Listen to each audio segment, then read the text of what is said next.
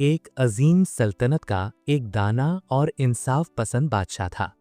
اس کے 3 بیٹے تھے اور وقت آ پہنچا تھا کہ وہ اپنے بعد کسی ایک کو تخت و تاج کا وارث مقرر کرے۔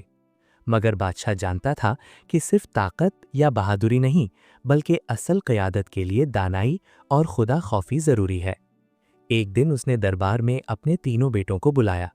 اس نے ہر ایک کو ایک مرغی اور ایک چھری دی اور کہا، میں اپنی بادشاہت اسے دوں گا جو تم تینوں میں سب سے زیادہ سمجھدار ثابت ہوگا۔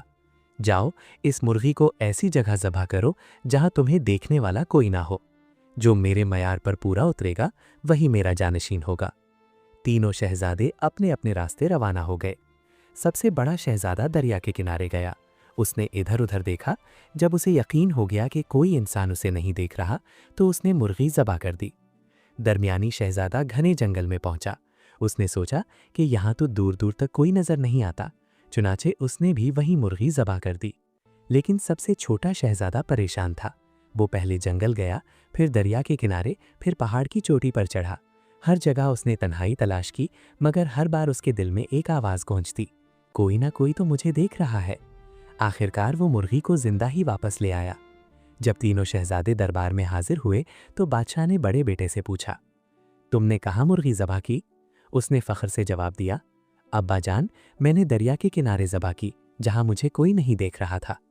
درمیانی بیٹے نے کہا، میں نے جنگل میں ذبح کی، وہاں بھی مجھے کوئی دیکھنے والا نہ تھا۔